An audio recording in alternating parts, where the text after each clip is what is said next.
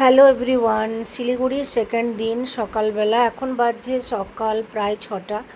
আমরা রেডি হয়ে বেরিয়ে পড়েছি। আমাদের নেক্সট দিনের প্ল্যানিং ছিল কোচবিহারের রাজবাড়ি এবং মদনমোহন মন্দির। তার জন্য আমরা এনজিপি থেকে ট্রেন ধরবো। দাদাদের কোয়ার্টার থেকে যেহেতু স্টেশনটা একটু দূর, তার জন্য আমরা হাতে 1 ঘন্টা টাইম আগে নিয়েই বেরিয়েছি। আমাদের ট্রেন ছিল সকাল 7টায়।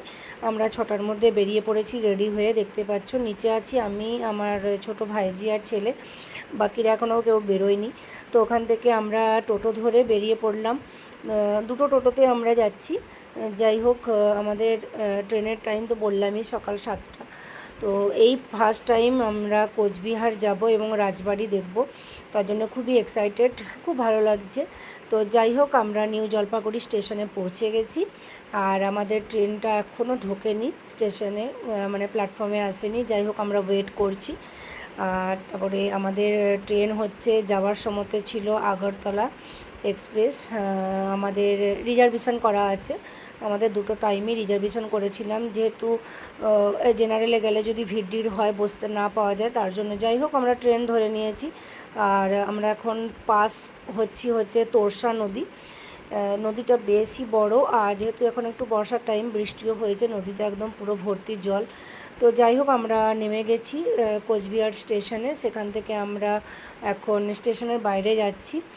আর কোচবিহার স্টেশনটা ছোটোর মধ্যে বেশ ভালো। তো যাই হোক, ওখান থেকে আমরা এখন অটো স্ট্যান্ডে দাঁড়িয়ে আছি। অটো স্ট্যান্ডে কথা হচ্ছে, দেখতেই পাচ্ছ সবাই এখন কথা বলছে গাড়ি করার জন্য।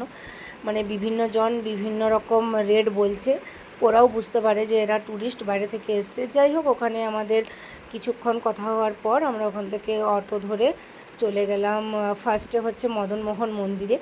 আর মদনমোহন মন্দিরে কোনো রকম ভিডিও অ্যালাউড নয় বলে আমরা ক্যামেরা অন করতে পারিনি, এমন তোমাদের সাথে কোনো কিছু দেখাতেও পারছি না।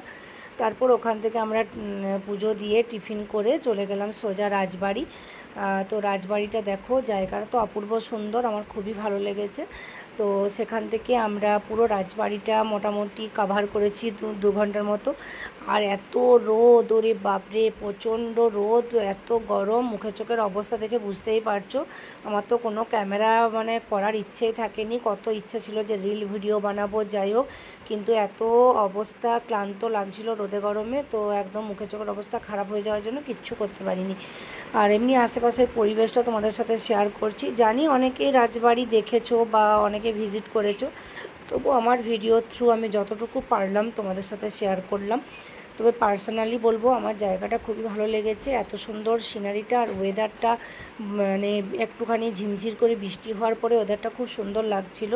তো আমরা দেখো এখন ওই রাজবাড়ির ওপরটাতে আছি। অনেকেই এসেছিলো, অনেক ট্যুরিস্ট এসেছিলো, যারা সব ঘোরাঘুরি করছিল। তো আমরাও একটুখানি ওখানটায় টাইম স্পেন্ড করে তারপর ওখান থেকে সোজা বেরিয়ে চলে গেছিলাম স্টেশনে খাওয়া দাওয়া করে ট্রেন ধরে সোজা বাড়ি। বাই।